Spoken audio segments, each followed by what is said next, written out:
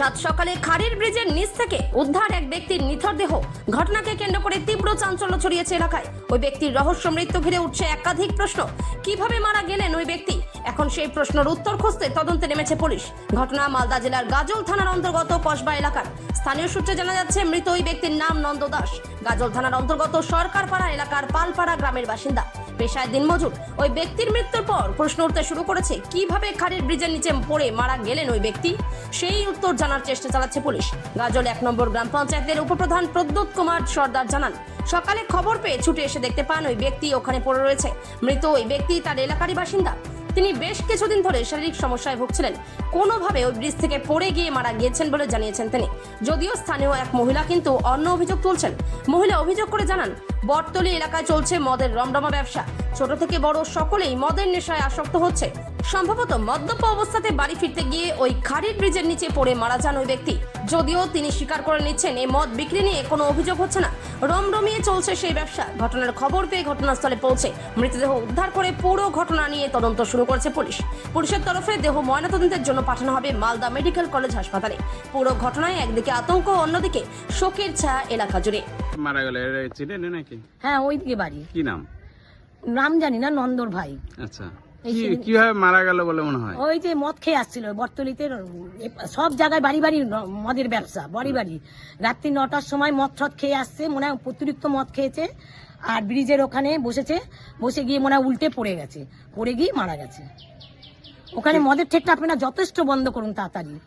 এপার ওপার চারিদিক মদ, বাচ্চা বাচ্চা ছেলেরা অব্দি মদ খাচ্ছে রবিবার, প্রত্যেক দিন রবিবার মদ খেয়ে খেয়ে বাড়ি যাচ্ছে, গিয়ে ভাঙচুর করছে, অশান্তি করছে, মাকে বাবাকে মারছে, ধরছে। আপনারা একটু ইয়ে নেন।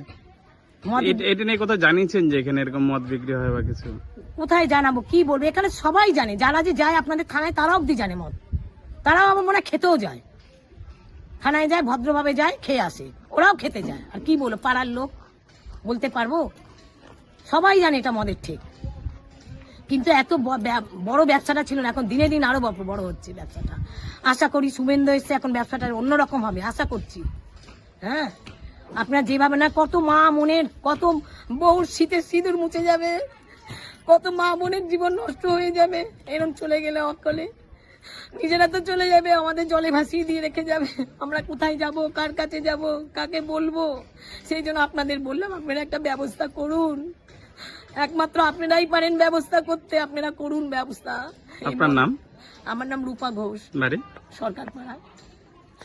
কি নাম, কোথায় বাড়ি জানো? ওনার বাড়ি হলো সরকারপাড়া, সরকারপাড়ার পিছন সাইডে। আচ্ছা, ওটা বিধানপল্লী বলে সবাই চিনে। কি নাম? ওনার নাম নন্দ। নন্দ কি?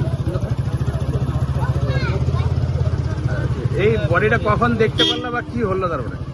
বডিটা দেখতে পেয়েছে তোমার ভোরবেলা, পড়েছিল সারা রাত্রি। রাত্রে কাছ থেকে এসে এখানে প্রত্যেক দিনই উনি আসে, আজকে না যে উনি প্রত্যেক দিনই আসে মদ খেতে। আজকে মদ খেতে এসে পড়ে গিয়ে মারা গেল। এই যে ব্রিজটা ভাঙা অবস্থায় ব্রিজটা আছে বলে কি পড়ে গেছে না কি মনে হচ্ছে? ভাঙা অবস্থায় পড়েনি, এই যে রাজচুল্লুর মদের অবস্থাতে পড়ে গেছে। মদ এখানে মদ বিক্রি হ্যাঁ, হয়, মদ বিক্রি হয়, ওই জন্য পড়ে গেছে। এর আগে গ্রামবাসী থেকে কি প্রশাসনকে জানানো হয়েছিল যে মদ বিক্রি হয় বন্ধ করার জন্য বা কিছু? না, এদিককার আমাদের বাড়িতে তোমার সরকারপাড়ার সাইডে, এটা তো পশ্চিম কসবা, এদিককার মানুষ জানিয়েছে কিনা তা আমার জানা নাই। অবশ্যই জানানো উচিত, এই মদটা বন্ধ করা উচিত। এই মদ খেয়ে সবাই অশান্তি করছে, এই মারা গেল, আরো কত কি ক্ষতি করছে এই মদের কারণে। আজকে মদ খেয়েছে বলেই পড়ে মৃত্যু হলো বলে মনে হয়? হ্যাঁ হ্যাঁ হ্যাঁ, মদ খেয়েছে বলেই মৃত্যু হলো। তোমার নাম? আমার নাম মিঠুন চৌধুরী। বাড়ি সরকারপাড়া, শীতলা মন্দির ওখানে। যে লোকটা মারা গেছে বয়স কত হতে পারে? বয়স তোমার। মালদা থেকে তন্ময় মাহারা রিপোর্ট, রায়গঞ্জ টিভি।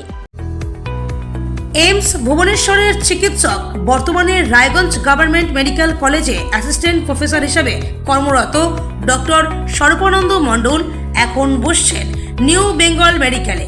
এখানে বিনা অপারেশনের মাধ্যমে আধুনিক ফিজিক্যাল মেডিসিন, ইনজেকশন ও বিশেষ থেরাপির মাধ্যমে কোমর, হাঁটু, ঘাড়ের ব্যথা, বাতের সমস্যার সফল চিকিৎসা করা হয়। এছাড়াও এখানে সিনিয়রদের জন্য হুইল চেয়ার, স্ট্রেচ সহ আধুনিক সরঞ্জামও পাবেন।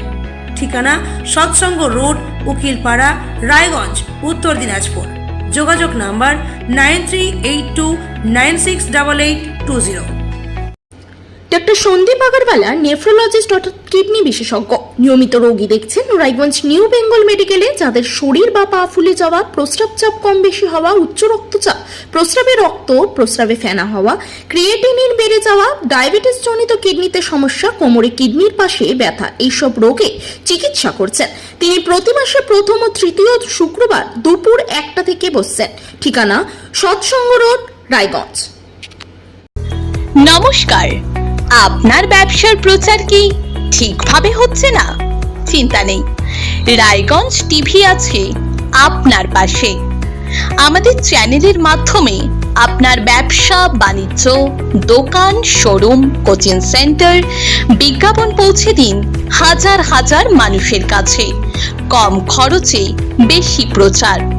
বিজ্ঞাপন দিতে আজই যোগাযোগ করুন 7001488607 অথবা 7029082947 এই নাম্বারে। রায়গঞ্জ টিভি উত্তরবঙ্গের ভরসা নিউজ চ্যানেল, বিশ্বাসযোগ্য প্রচার সঠিক মানুষের কাছে।